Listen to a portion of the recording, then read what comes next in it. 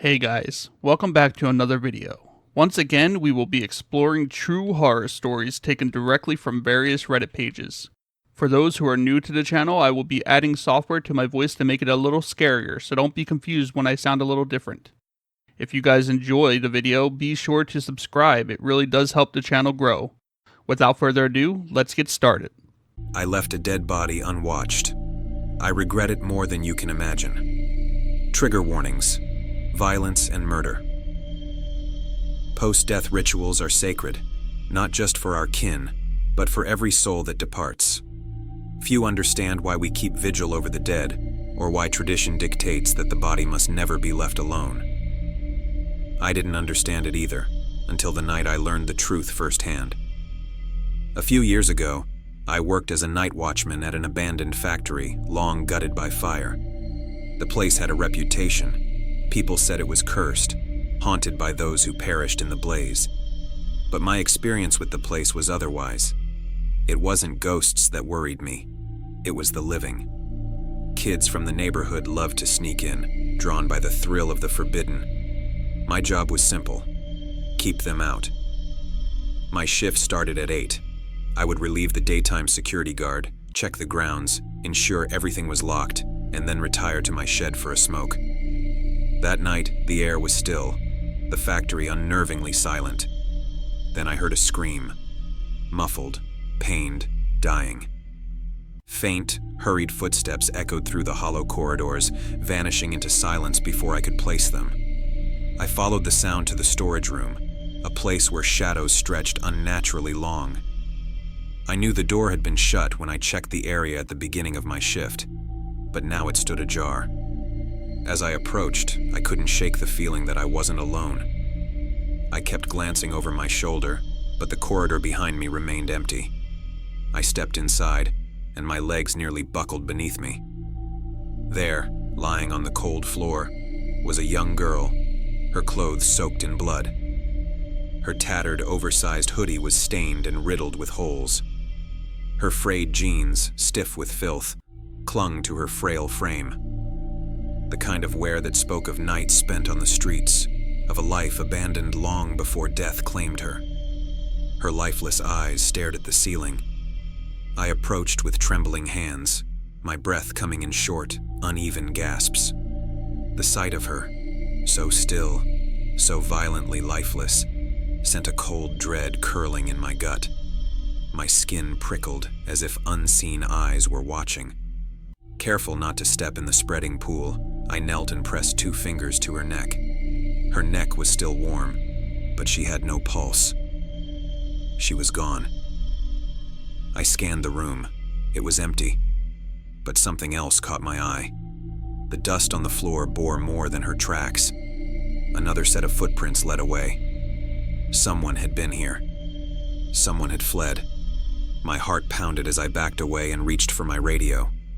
I left the room, stepping into the hallway where the air felt marginally less oppressive. In the adjacent office, I fumbled with the radio to contact Central Dispatch.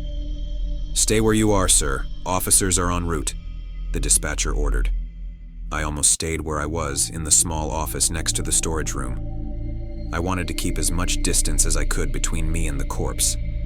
But something gnawed at me, a weight in my gut, a feeling of dread that told me it wasn't over. I stepped back inside the storage room. The room was empty. The blood remained, congealing into dark rivulets. But the girl was gone. My breath hitched as a chill slithered down my spine. Then a draft brushed my face. The window, which was closed before, was now yawned open, a black void against the night. I looked up and she was there. Perched on the windowsill, her body coiled unnaturally, an eerie distortion of human form. Her limbs jutted at grotesque angles, her elbows bending the wrong way, shoulders unnaturally high as if wrenched upward. Her neck lolled, stretched longer than it should have been, her head tilting, rolling slightly, as though barely attached by sinew. Each slow, deliberate movement made her joints pop wetly, an obscene mimicry of human motion. Her fingers, once delicate, had stretched into unnatural lengths, their joints protruding at odd angles. The nails, which might have once been trimmed, now jutted out like jagged claws, dark and cracked as if rotted from within. Her head cocked. She grinned, her lips parting far too wide, revealing teeth that were yellow and sharp. "Glad you never thought to guard the corpse," she rasped, her voice a guttural scrape, as if forced through vocal cords not her own. Then she moved. She didn't jump. She didn't climb. She moved. I wanted to run, but my body refused to listen. My breath caught in my throat as she slithered up the wall and onto the ceiling, her movements impossibly fluid. Her limbs bent the wrong way, shifting like a grotesque marionette as she crawled toward me, her back arched like a predator stalking its prey. And then she dropped. Her feet stuck to the ceiling, but the rest of her body lowered toward me, suspended upside down, her twisted face inches from mine. A cold weight settled in my chest, squeezing my lungs, my limbs frozen in place as terror clawed its way through me. Her breath was ice against my skin. I squeezed my eyes shut, willing myself to wake up, to escape the nightmare unraveling before me. The silence stretched. Then, a cool breeze brushed my face. I opened my eyes. She was gone. The window stood wide open, the night beyond yawning and empty. My legs buckled, and I collapsed onto the floor. That's how they found me, shaking like a leaf in a storm, unfocused. It took the police a couple of days to take my statement because I was too delirious with fear and shock to speak coherently. I couldn't describe the girl. They obviously didn't believe my story. They marked the floor with evidence tape and took samples of the blood. But with no body and no leads, their investigation stalled. They kept me for questioning, but with no body, no weapon, and no trace of the girl, they had nothing to hold me on. In the end, they let me go. The factory was old and devoid of any CCTV cameras. They had little to go on, just the blood on the floor and a security guard whose story didn't fit normal patterns of this world. In the absence of substantial evidence, they had to let me go, though my company wasn't so kind. They fired me, which was fine by me. After what happened, I had no strength to go back to that place. I took my next job as a janitor at a food court. It's a decent job with enough pay to cater to my needs, but most importantly, I'm always surrounded by people, and I never work night shifts. You see, I come from a faith that believes in guarding the dead until their final rituals are complete. We believe the body is made up of 5 elements: sky, air, fire, water, and earth. Our bodies are vessels for the soul to fulfill its destiny. Once the destiny is fulfilled, the soul departs, and we must return the body to where it came from. Cremate the body and spread the ashes into the elements. But until that happens, the body is vulnerable to things that have no destiny to fulfill, no previous karma to atone for. Things that linger between life and death, rejected even by the bad place. Something from that realm was present that night. And when I stepped outside to make the call to dispatch, it found its opportunity. It took the empty vessel. Somewhere out there, it still hunts. It spared me last time, perhaps because I gave it exactly what it wanted, an unguarded body. But I fear if our paths cross again, this time I won't be so lucky. I found my roommate's corpse, but he's still texting me. It started 2 days ago. I live with my best friend, Aaron. We've been roommates for 2 years, and despite our occasional arguments over dirty dishes and stolen Wi-Fi, we get along fine. Or at least we did, until I found him dead in his room. I didn't even mean to walk in. His door was slightly open, and I just happened to glance inside while passing by. That's when I saw him. Aaron was sprawled across his bed, one leg bent at an awkward angle, his arm dangling off the edge. His face was pale. No, not just pale, gray. His eyes were half open, glassy, unfocused. His lips were cracked and tight, pulled back slightly from his teeth. It looked like he had been dead for hours, maybe even a day. The air in the room was thick, rotten, like something wet and meaty left out in the sun too long. I gagged immediately, slapping a hand over my nose. My brain stuttered, trying to process what the fuck I was seeing. Aaron's dead.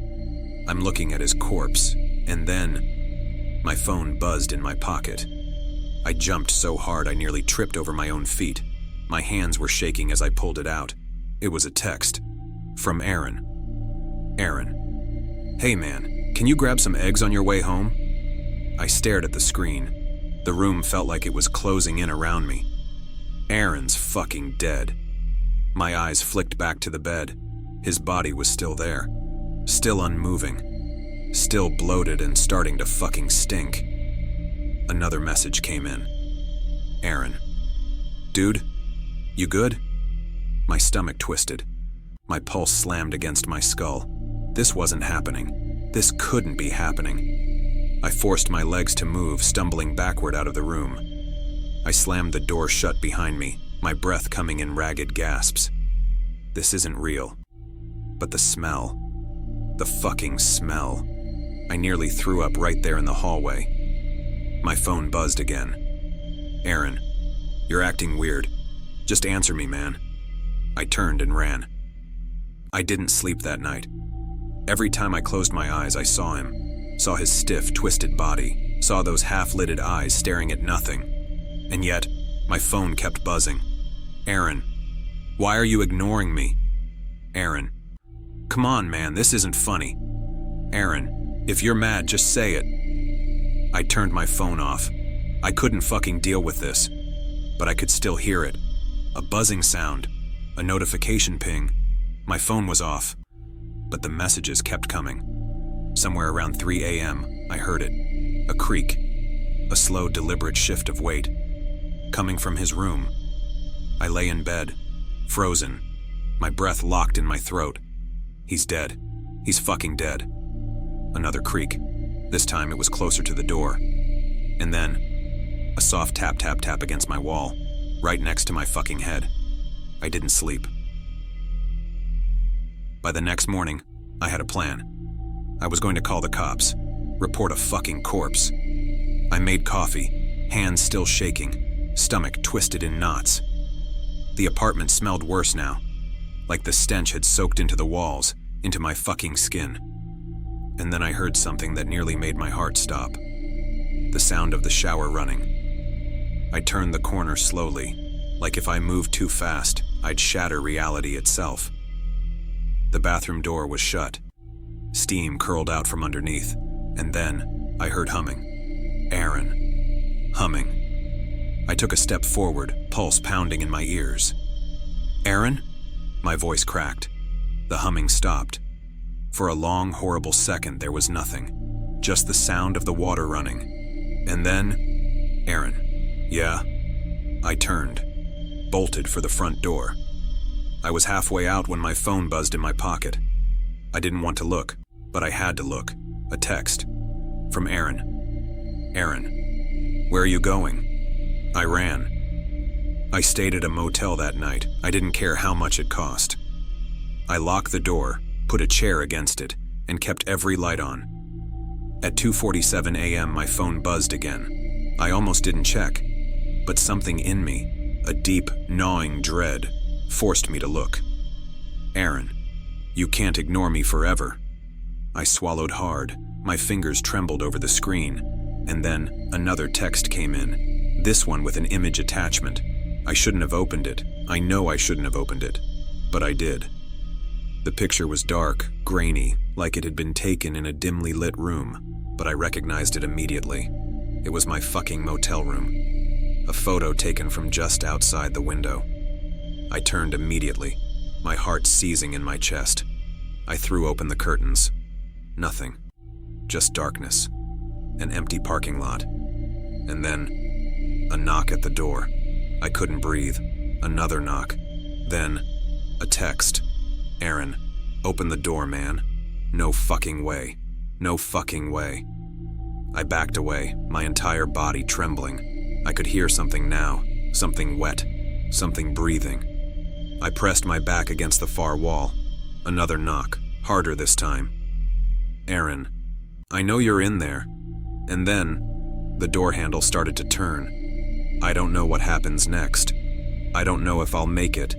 But if you're reading this, if you ever find yourself in this situation, Don't fucking answer the door.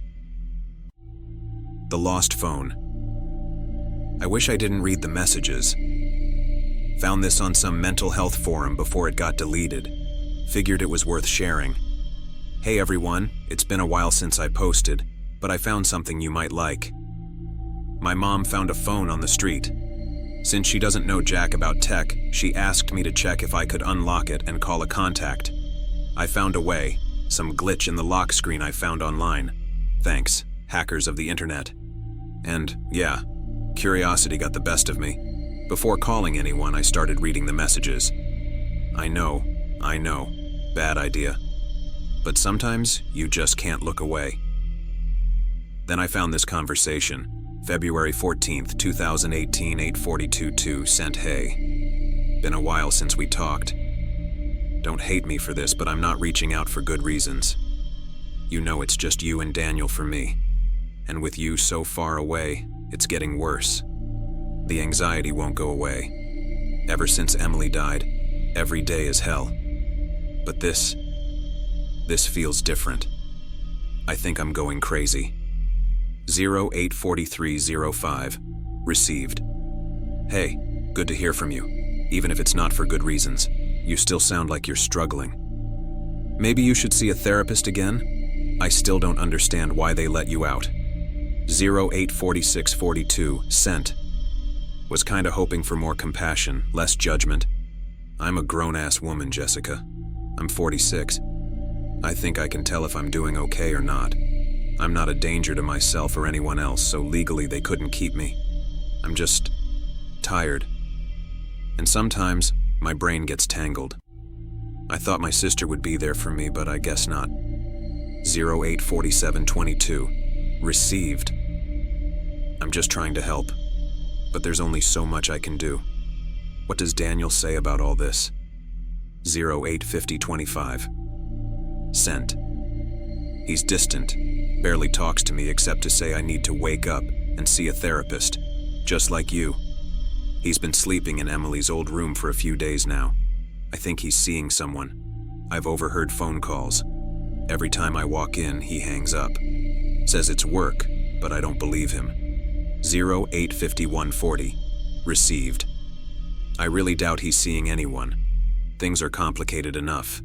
You said your brain gets tangled. What do you mean? 085314. Sent hard to explain. Feels like my body isn't mine. I have memories of things that never happened, with people I've never met. When I tell Daniel, he listens. He tells me to dig deeper, that it'll come back to me. It's the only time he actually listens to me. 085339. Received. Maybe you should talk to a therapist about this. 85545. Sent for fuck's sake, Jessica. Enough with the therapist. And they're not memories. I never lived any of this. Anyway, I gotta go. 085604. Received. Okay. Take care. You know what I think. 085611. Sent. February 15th, 2018, 42253. Sent. Jessica. It's happening again. I think I'm losing my mind. I woke up in the middle of the night. Daniel wasn't there. I was mad. I was gonna confront him. But then, I walked past the mirror, and I saw Emily. It was quick, just a flash, but I swear it was her. A mother knows.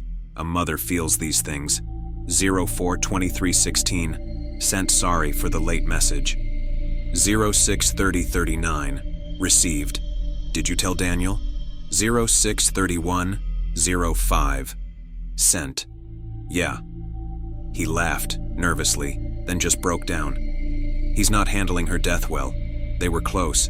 But Jessica, if you only knew how much I miss her. 063224. Received. I know. February 16th, 2018, 063239. Sent sorry. I know it's late. I had a nightmare, but it felt so real. The fire. I keep dreaming about the fire, but this time it was different. This time, I was the one trapped in the room. Jessica, I swear to God, I felt it. The heat, the pain, the smell. Jesus, the smell. I don't think I'll ever forget it. 064321. Received. What exactly do you remember? 064438. Sent. You know I don't like talking about this. 064527. Received. I know, but your therapist was working through this with you, and it was helping. Just try. Please. You need to do this on your own. 064823. Sent. We were sleeping, me and Daniel. We'd fought with Emily that night. Something about a party. Boys, first big fight. We went to bed. After that, it's all a blur. I hear Daniel screaming. I smell smoke. Heat everywhere. 064838. Sent. Daniel is carrying me. We're leaving Emily's room, but she's not with us. 064903. Received. Why were you in Emily's room? 064920. Sent. I don't know. Why are you asking me that? 065016. Received. Think, please. What were you doing in there when Daniel found you? You have to remember, but you have to do it. 065033. Sent. I don't know. I think I was sleeping. 065348. Received. Sleeping. In Emily's room. 070137. Sent. Yes. Maybe. I don't know. Maybe Daniel and I fought and I crashed there. I don't remember. 070156. Received. Okay. And then 070251. Sent. Nothing. Blackout. I woke up in the psych hospital. Daniel was there. He came every day. 07321. Received. Why were you hospitalized? 070711. Sent.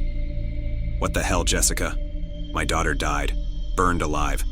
Is that not a good enough reason to lose my fucking mind? 070742. Received. Yes. But how did the fire start? 070758. Sent. You know. The firefighters said a candle tipped over in Emily's room. 071017. Received. And what was she doing? 071257. Sent. She was burning photos of the three of us. She was pissed off. Just stupid teenage angst bullshit. What's your point? You trying to make me feel guilty? Make me say it's my fault? 071319. Received. The firefighters never mentioned burned photos. Just a candle.